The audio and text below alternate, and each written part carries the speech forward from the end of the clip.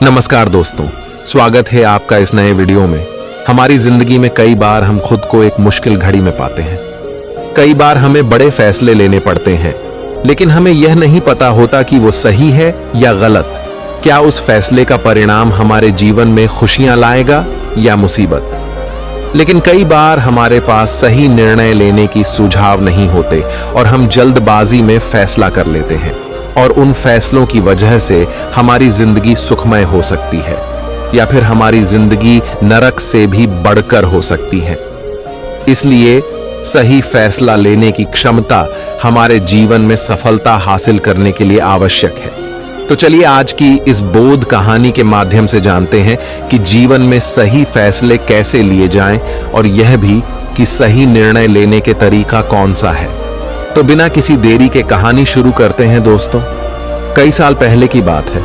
एक छोटे से राज्य में एक बौद्ध भिक्षु निवास कर रहे थे, जिन्हें सभी जगहों पर उनके ज्ञान के बड़े चर्चे थे। वह बौद्ध भिक्षु बहुत ज्ञानी थे। उनके पास लोग बहुत दूर दूर से आते थे ताकि वे उनसे अपनी समस्याओं का समाधान प्राप्त कर सके। उनके पास कोई भी कैसी भी समस्या लेकर क्यों ना आए, वह समस्या का समाधान अवश्य करते थे।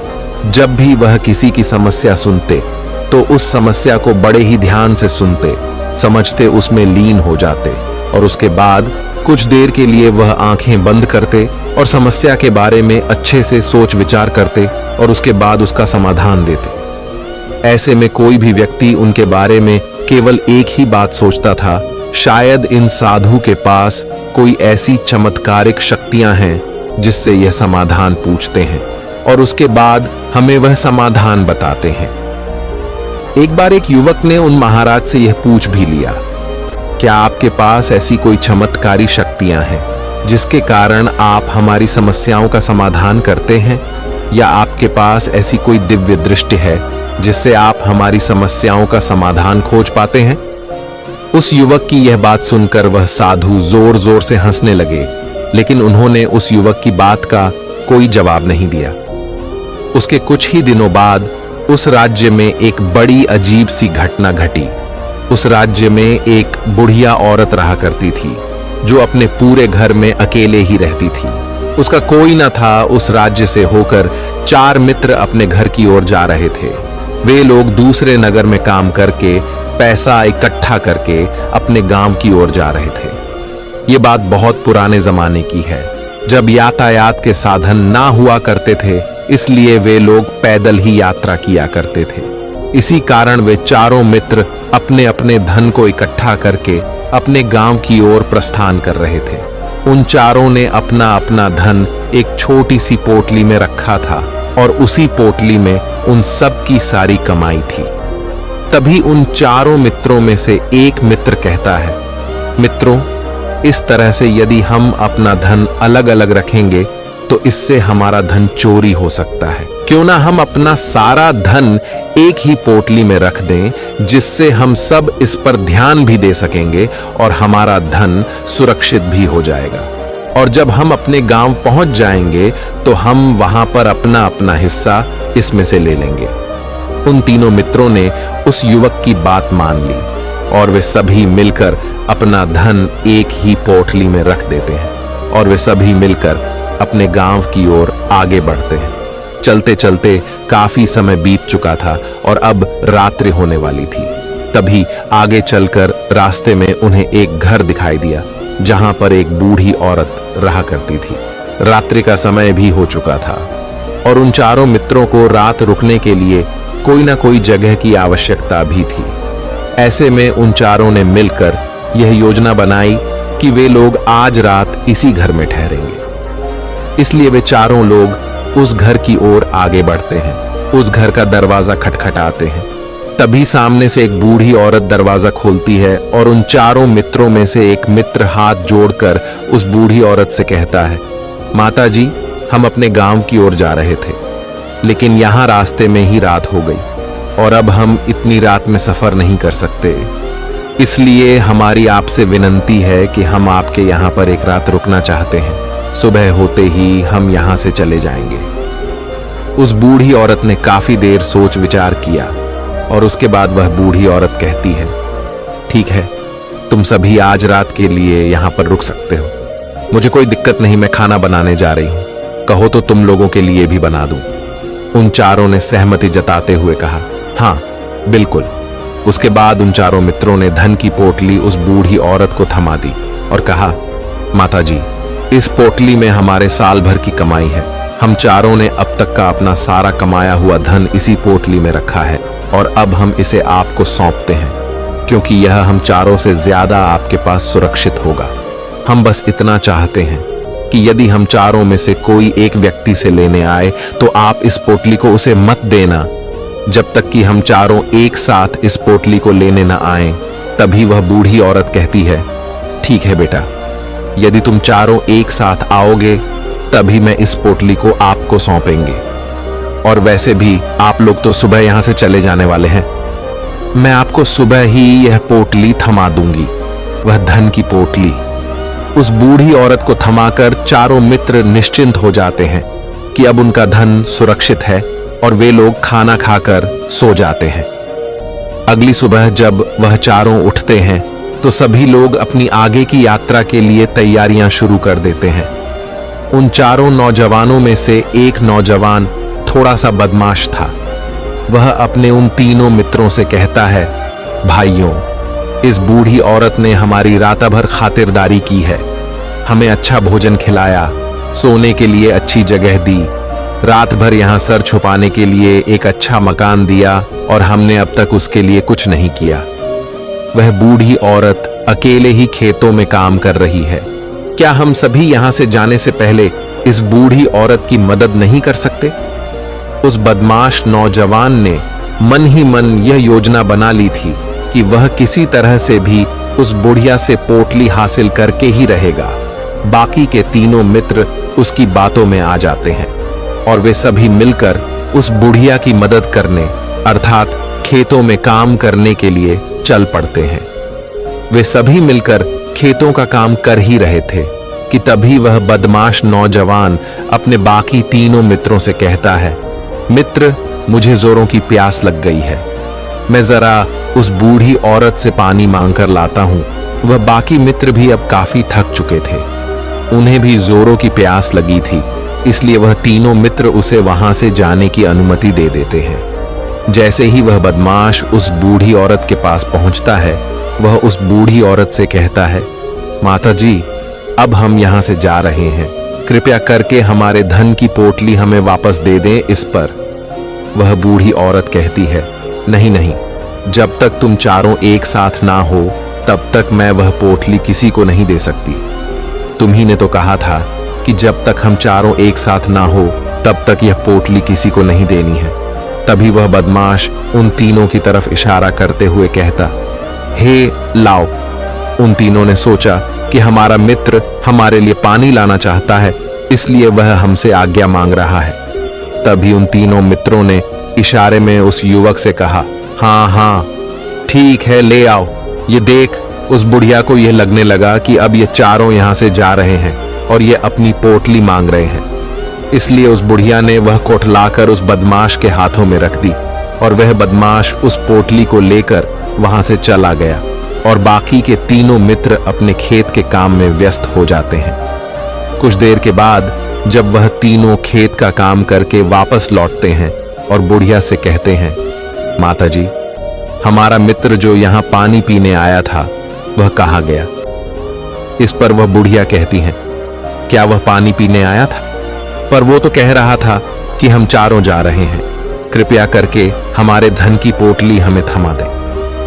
तब तीनों बड़े आश्चर्य होकर उस बुढ़िया से कहते हैं, माता जी, हमने भला कब कहा वह पोटली मांगी थी? हमें तो प्यास लगी थी और हमने पानी के लिए इशारा किया था। तभी बूढ़ी औरत उन तीनों से कहती हैं, परंतु अब तो वह पोटली लेकर जा चुका है।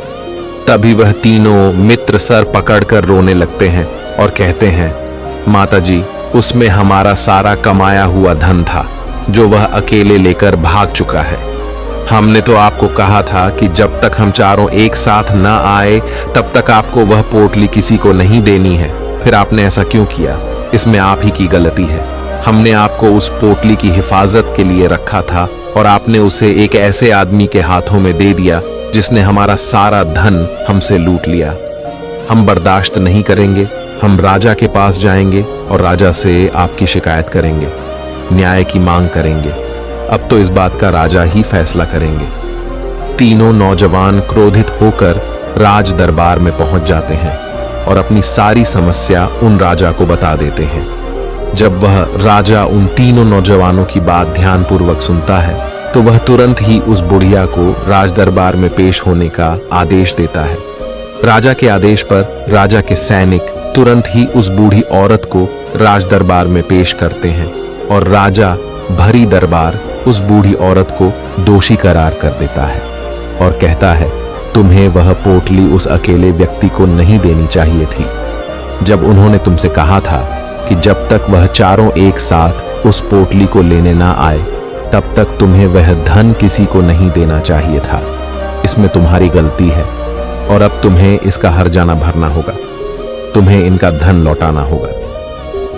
राजा का यह आदेश सुनकर बूढ़ी औरत फूट फूट कर रोने लगती है और राजा से मदद की गुहार लगाती है और कहती है, हे राजन, मैं तो एक बूढ़ी औरत हूं और मेरे पास इतना धन नहीं है और ना ही मेरे घर में कोई ऐसा है जो धन कमाता हो। मेरे पास इतना धन नहीं कि मैं इनका धन लौटा सकूं। मैं तो अकेली हूं, बेसहारा हूं, कृपा करके मुझ पर रहम करे। लेकिन राजा उस बूढ़ी औरत की एक नहीं सुनता। वह बूढ़ी औरत रोते हुए अपने घर की ओर जा रही थी। ये सोच रही थी कि आखिर में इतना धन कहां से लाऊं, कि कैसे मैं उन लोगों का यह धन उन्हें लौट आऊंगी। मेरे पास इतना धन नहीं है, मैं क्या करूं, कैसे करूं, कहां से लाऊं इतना धन। यदि मैंने उनका धन नहीं लौटाया तो मुझे राजा मार डालेगा। वैसे भी मेरी ही गलती है। जब उन चारों ने मिलकर मुझसे कहा था कि जब तक हम चारों एक साथ ना आए तब तक वह पोटली किसी को नहीं थमानी है, फिर भी मैंने वह पोटली केवल उस एक व्यक्ति को थमा दी। इसमें गलती तो मेरी ही है।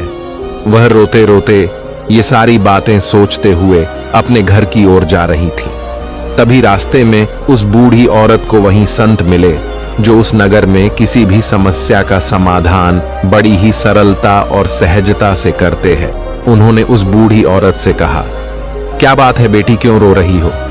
इस पर वह बूढ़ी औरत उस संत को सब कुछ सच सच बता देती है और कहती है, हे महाराज, इसमें गलती तो मेरी ही है। उन चारों ने तो पहले ही कहा था कि जब तक वे चारों एक साथ ना आए तब तक वह पोटली मुझे किसी को नहीं देनी है, लेकिन मेरी हिम्मत मारी गई थी जो मैंने वह पोटली केवल एक व्यक्ति को थमा दी और वह उनका सारा धन लेकर वहां से भाग गया। लेकिन अब मुझे यह समझ नहीं आ रहा कि मैं वह सारा धन कहां से लाऊं, कैसे जुटाऊं। मेरे पास इतना धन नहीं है और राजा ने तो आदेश भी दे दिया है कि मुझे उनका धन लौटाना ही पड़ेगा। लेकिन मैं ये समझ नहीं पा रही कि इतना सारा धन मैं कहां से लाऊंगी। तभी वह संत उस बूढ़ी औरत से कहते हैं, शांत हो जाओ, मैं कोई ना कोई रास्ता जरूर निकाल लूंगा। इतना कहकर वह संत वहीं पर बैठ जाते हैं, ध्यान करने लगते हैं। कुछ देर के लिए आंखें बंद कर सोचते हैं, विचार करते हैं। मौन रहकर वह समस्या का समाधान निकालते हैं और उसके बाद वह उस बूढ़ी औरत से कहते हैं, बेटी, राजा ने फैसला किया है, वह बिल्कुल गलत है। आपने जो किया इसमें आपकी कोई गलती नहीं है। राजा का फैसला गलत है। उन संत के इतना कहने पर बूढ़ी औरत चुप हो गई और यह सोचने लगी कि आखिर राजा का फैसला कैसे गलत हो सकता है। राजा तो सभी के लिए न्याय ही करते हैं और वह कभी किसी का बुरा नहीं करते। फिर आखिर आज राजा का फैसला कैसे गलत हो गया? उन संत और उस बुढ़िया की बात आसपास के खड़े लोग सभी लोग सुन रहे थे और वे लोग भी बड़े अचरज में थे, क्योंकि राजा का फैसला कैसे गलत हो सकता है। राजा ने तो बिल्कुल सही फैसला लिया है। इस बूढ़ी औरत ने ही गलती की है, उन चारों का धन केवल एक ही को थमा दिया। ऐसे में इस बुढ़िया को उनका धन तो लौटाना ही चाहिए। राजा ने गलत फैसला कहा किया है। तभी वह संत उस बूढ़ी औरत से कहते हैं, जाओ और राज दरबार में कह दो कि हे राजन, आपका फैसला गलत है और सही क्या है, गलत क्या है, इसका फैसला मैं करूंगा। पहले तो बूढ़ी औरत इतनी हिम्मत ही नहीं जुटा पा रही थी कि वह राज दरबार में जाकर भरे राज दरबार में राजा को ये कह सके कि राजन आपका फैसला गलत है।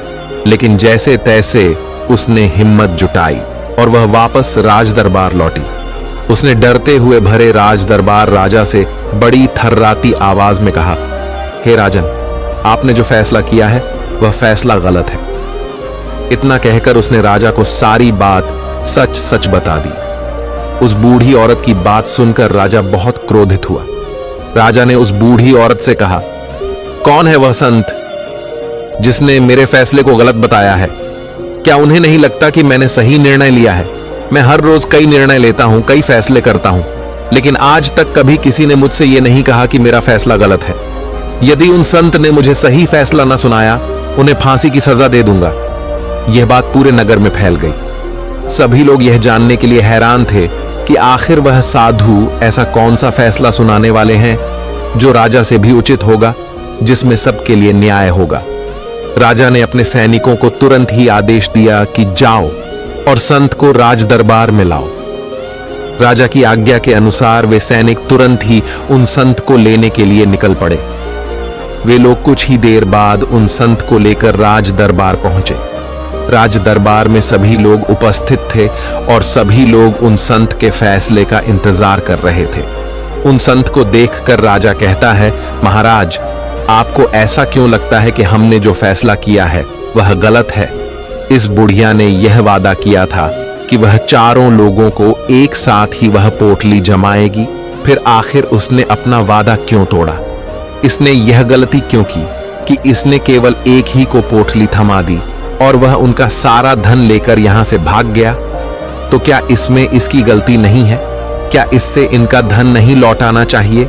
इस पर वह साधु बड़ी विनम्रता से राजा से कहते हैं, हे राजन, यह आपका फैसला था, लेकिन मैं आपसे कुछ कहना चाहता हूं।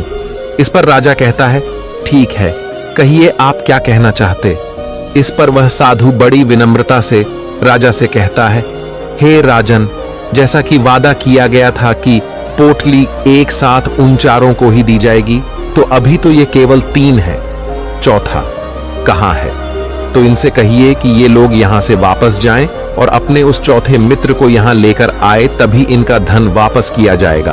और वादा भी ऐसा ही किया गया था कि जब तक चारों लोग एक साथ ना हो तब तक उनका धन उन्हें नहीं लौटाया जाएगा।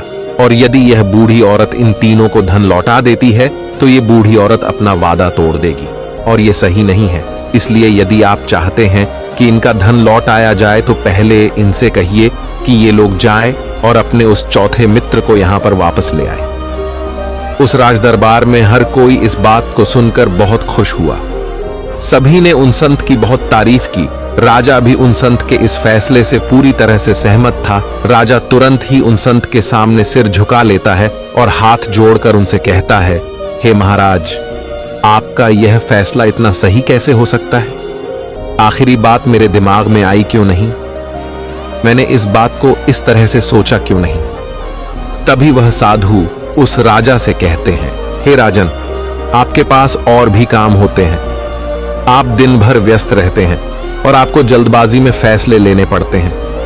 आपने इस मामले को सुना समझा, लेकिन इसे देखने में आप गलती कर गए। इससे आपने केवल ऊपरी तौर पर देखा। आपने इसकी गहराई तक जाने का प्रयास तक नहीं किया। यदि आपने इस मामले की गहराई को देखा होता, समझा होता, तो आप भी इसी नतीजे पर आते। जब तक हम किसी मामले की गहराई तक नहीं जाते, तब तक हम उसका सही समाधान नहीं निकाल सकते। लेकिन हम में से अधिकांश लोग तो अपने फैसले केवल जल्दबाजी में लेना चाहते हैं, भले ही वह मामला कितना भी गंभीर क्यों ना हो। हमें तो बस अपना हक चाहिए, हमारा नाम होना चाहिए, भले ही फैसला हमारे लिए आगे चलकर हमारे लिए नुकसानदायी क्यों ना हो। लेकिन हम तो उस मामले की गहराई तक जाने के लिए सोचते तक नहीं। तभी वह राजा उन संत से कहता है, हे महाराज, क्या आपके पास कोई दिव्य शक्तियां हैं? क्या आपके पास ऐसी कोई चमत्कारिक शक्ति है जिसे आप सवाल करते हैं और बदले में वह आपको जवाब देती है, जिस कारण आप सटीक और सही समाधान बता पाते हैं? राजा की यह बात सुनकर वसंत मुस्कुराने लगे और राजा से कहते हैं, हे राजन, ये सवाल मुझसे कई लोगों ने पूछा है और मैंने कभी किसी का कोई जवाब नहीं दिया, लेकिन आप इस राज्य के राजा हैं, इसलिए मैं आपके इस प्रश्न का उत्तर देता हूं। आप में से कई लोगों को यहां ऐसा लगता है कि मेरे पास कोई ऐसी शक्तियां हैं जिससे मैं बात कर सकता हूं, जिससे मैं कोई भी समस्या का समाधान पा सकता हूं, लेकिन मैं आप लोगों को एक बात सच सच बता देता हूं, मेरे पास ऐसी कोई शक्तियां नहीं हैं। मैं तो केवल हर मामले की गहराई तक सोचता हूं, उस बात पर विचार करता हूं, और जब मैं विचार करता हूं तो मेरे सामने कई सारे समाधान आते हैं, और जो समाधान मेरे सामने आते हैं मैं उन पर भी विचार करता हूं, उनके बारे में भी गहराई तक जाता हूं, और जब मुझे लगता है कि इस समस्या का समाधान यही होना चाहिए, तभी मैं समाधान उस व्यक्ति को देता हूं ताकि वह अपनी समस्या का समाधान कर सके। अब आप ही सोचिए, आप जल्दबाजी में यह फैसला लेकर इस बुढ़िया का जीवन पूरी तरह से बर्बाद कर देते। हमारा पूरा जीवन केवल एक फैसले पर निर्भर करता है। यदि वह फैसला सही हुआ तो हमारा जीवन अच्छा बन जाएगा, और यदि वह फैसला गलत निकला तो हमारा जीवन नर्क से भी बदतर हो सकता है। इसलिए यदि आप सही और सटीक फैसला लेना चाहते हैं तो आपको मौन रहना सीखना पड़ेगा। मौन रहकर उस पर विचार करना सीखना होगा, क्योंकि हमारे फैसले ही हमारा भविष्य तय करते हैं, हमारी जिंदगी का अगला पड़ाव तय करते हैं। फिर चाहे वह फैसले छोटे हों या बड़े, वे ही हमारी जिंदगी को निर्धारित करते हैं। इसलिए सबसे पहले हमें सही फैसले लेने के लिए मौन रहना सीखना आवश्यक है, उन पर विचार करना आवश्यक है, और जब आप ऐसा करते हैं तो आपके सामने एक ही समस्या के कई सारे समाधान निकल कर आते हैं, और जब आप उन पर गौर करेंगे तो आपको यह समझ में आएगा कि उन फैसलों का समाधान कैसा होना चाहिए, कि समाधान से आपको क्या फायदा होगा और क्या नुकसान होगा, या उस समाधान पर सोच और विचार करने पर ही आप उसे समझ सकते हैं, और तभी आप यह निर्णय भी ले सकते हैं कि क्या यह समाधान उचित रहेगा या नहीं। और यह सब संभव हो सकता है यदि हम कम बोलना शुरू करें, अब पूरी तरह से मौन हो जाए। इसका अर्थ यह है कि आप भीतर से शांत हो जाएं, और जब आप भीतर से शांत होने लगते हैं तो आपका मन स्पष्ट होने लगता है, साफ होने लगता है, और आप किसी भी चीज पर सोच विचार कर सकते हैं। और जब आप भीतर से शांत होने लगते हैं तो आप ऊपर से भी कम बोलते हैं, और जब आप धीरे धीरे कम बोलने के आदी हो जाते हैं तो आप साफ और स्पष्ट तौर पर सोच और समझ पाते हैं। आपके विचारों में शुद्धता आ जाती है, जिससे आपको यह साफ और स्पष्ट देखने को मिल जाता है ये कौन सा फैसला सही होगा और कौन सा फैसला गलत होगा। आपको उस परिस्थिति में क्या करना चाहिए और क्या नहीं करना चाहिए। लेकिन हम में से अधिकांश लोग अपने आप को सही साबित करने के लिए, अपने आप को ऊंचा साबित करने के लिए अत्यधिक बोलते हैं, और इतना बोलते हैं कि हर कोई उनकी बातों को गंभीरता से नहीं लेता। उन्हें ऐसा लगता है कि मानो ज्यादा बोलना ही हमारे लिए हमारा शस्त्र है, लेकिन वह यह भूल जाते हैं कि वह अत्यधिक बोलकर मूर्ख बन रहे हैं। लोग हमारा मजाक बनाते हैं, हमें मूर्ख समझते हैं, हमसे दूर रहने लगते हैं क्योंकि उन्हें हमारी बक बक अच्छी नहीं लगती। लेकिन जब आप भीतर से शांत होने का प्रयास करते हैं और धीरे धीरे भीतर से शांत होने लगते हैं तो आप खुद ब खुद ऊपरी तौर पर कम बोलना शुरू कर देते हैं। इससे आपके मन में, आपके मस्तिष्क में एक साफ और स्पष्ट विचार उत्पन्न होते हैं, और आप अपने आप को साफ स्पष्ट तौर पर समझ पाते हैं, देख पाते हैं आपको कब, क्या, क्यों और कितना बोलना चाहिए, और आपको कब, कैसे, क्यों, किस तरह से कौन सा फैसला लेना सही है या नहीं, यह भी आप अच्छी तरह से समझ और जान पाते हैं। जब आप कम बोलना शुरू करते हैं तब आप अपने आप को बहुत अच्छी तरह से समझना शुरू कर देते हैं, अपने आप पर अच्छी तरह से विचार करना शुरू कर देते हैं। तब आपको यह बात भी बहुत अच्छी तरह से समझ में आने लगती है कि जो हम बेकार की बक बक करते हैं उस पर हमारे शरीर की बेवजह ही कितनी सारी ऊर्जा यूं ही व्यर्थ हो जाती है, नष्ट हो जाती है, जिसे हम चाहे तो किसी जरूरी काम में लगा सकते हैं। फैसले लेने में लगा सकते हैं, जिससे हम तनाव मुक्त रह सकते हैं और हमें अच्छी नींद भी आ सकती है। और यदि आप इसी प्रकार सोच विचार कर फैसले लेना शुरू करते हैं तो आपका मस्तिष्क भी अच्छी तरह से काम करने लगता है और आपका मस्तिष्क पहले से भी ज्यादा शक्तिशाली हो जाता है। और इसका एक बहुत अच्छा उदाहरण भी आपको मैं बताना चाहूंगा। जब आप स्कूल में पढ़ते थे या फिर आज भी आप पढ़ रहे हो तो आपने देखा होगा कि जो बच्चे होनहार होते हैं, होशियार होते हैं, वे लोग बहुत कम बातें करते हैं और अपना समय सही चीजों में लगाते हैं। वह अधिकांशतः अपना समय मौन होकर ही बिताते हैं। इसी वजह से वह पढ़ाई करने में बहुत तेज होते हैं। वह जो कुछ भी पढ़ना चाहते हैं वह उसे याद कर ले जाते हैं। लेकिन वहीं पर दूसरी तरफ जो लोग बहुत अधिक बोलते हैं, यदि आप उन्हें पूरे 24 घंटे भी दे दें तो भी वह उस तरह से उन चीजों को याद नहीं रख सकते जिस तरह से वह मौन रखने वाले बच्चे उन बातों को याद कर लेते हैं। और महान चाणक्य ने भी यही कहा है कि जो व्यक्ति ये समझ जाता है कि उसे कब, कहां और कितना बोलना चाहिए, उस व्यक्ति को सफल होने से कोई नहीं रोक सकता। और आप इतिहास उठाकर देख सकते हैं, आज तक जो भी लोग महान हैं, जो लोग भी सक्सेसफुल बने हैं, उन लोगों की आदत बहुत कम बोलने की है। उनका पूरा ध्यान केवल अपने लक्ष्य पर होता है और अपना पूरा समय वह अपने लक्ष्य को पाने में ही लगा देते हैं। इसीलिए आपको भी यह आदत अपने जीवन में उतारनी चाहिए। और कम बोलने का अर्थ यह नहीं कि आप ऊपर से कम बोलें, बल्कि आप भीतर से कम बोलिए, भीतर से शांत रहिए। यदि आप रोज इसका अभ्यास करते हैं तो केवल कुछ दिनों में ही इससे होने वाले लाभ आपको आपके सामने नजर आने लगेंगे। दोस्तों, आपने आज के इस वीडियो से क्या सीखा वह मुझे आप कमेंट में बता सकते हैं। इसी के साथ मैं उम्मीद है कि आपको आज की वीडियो पसंद आई होगी, तो इस वीडियो को उस इंसान को शेयर करें जिससे ये कहानी सुनने की जरूरत है और उसी के ठीक बाद चैनल को सब्सक्राइब करें। तो चलिए फिर मिलते हैं ऐसी एक और नई वीडियो में एक नए मैसेज के साथ। तब तक के लिए अपना ख्याल रखें। धन्यवाद और नमो बुद्धाय।